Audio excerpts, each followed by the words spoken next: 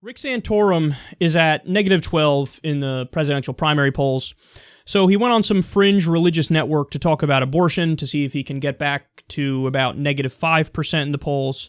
Let's watch. We need to err on the side of being open and welcoming and accepting of all of God's creation. All human beings should be considered persons, and that we should have a very bright line, because once you move that line away from a person and a human being are the same, right, then it's up to 5 judges or a Congress or whoever, a president, to determine where we move that line. And so I've always taken the position that we have an obligation to push back on a court that got it wrong back in and a court that got it wrong on the gay marriage issue just this year.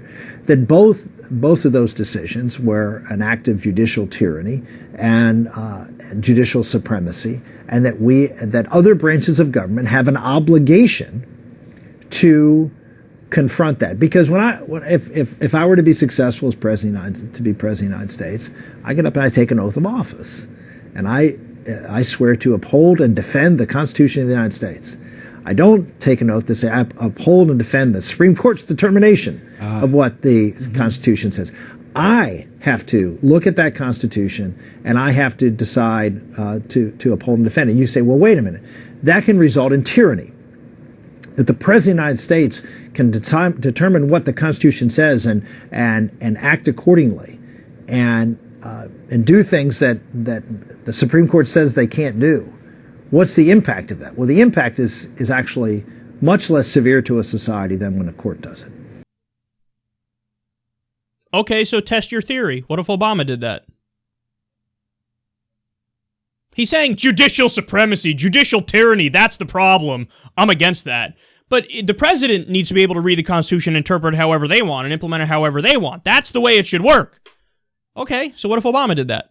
What if Obama said tomorrow, in my opinion, under the General Welfare Clause of the Constitution, I have the right and the ability to set up a universal healthcare system and totally scrap the private healthcare market. So let's take Obamacare and put it on steroids. Obamacare is healthcare reform that works within the private system. I'm going to scrap the private system and do Medicare for all because under my reading of the Constitution, I'm allowed to do it. And Rick Santorum just said, judicial supremacy, judicial tyranny. If they decide anything and you don't like, just look at, push it aside, and the president gets to interpret the Constitution as he wants. Okay, so what if Obama did that?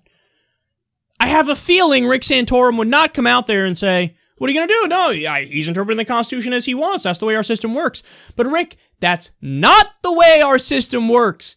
Isn't this guy just pathetic? It's so sad to listen to him talk, because what it comes down to is it's judicial supremacy if I disagree with the decision.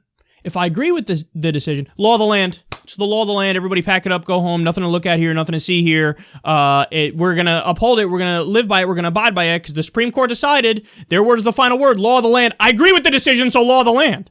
But when he disagrees, judicial tyranny, judicial supremacy, ignore it. He's telling you I would be a tyrant. He's telling you, if I get elected, I will... When I do tyranny, it's cool. If the Supreme Court does something I don't like, I'm going to call that tyranny and just override it and ignore it. And specifically, he's talking about abortion here to make that point, talking about Roe versus Wade. And isn't it just precious how often he contradicts himself? At the beginning, he said, we need to err on the side of being open and accepting to all of God's creation. Now, he's saying this in terms of zygotes and gametes and embryos and pre-gestation fetuses. That's what he's talking about. But let's look at the text of this again and see where else it might apply. We need to err on the side of being open and accepting to all of God's creation. So, hey, Rick, Syrian refugees?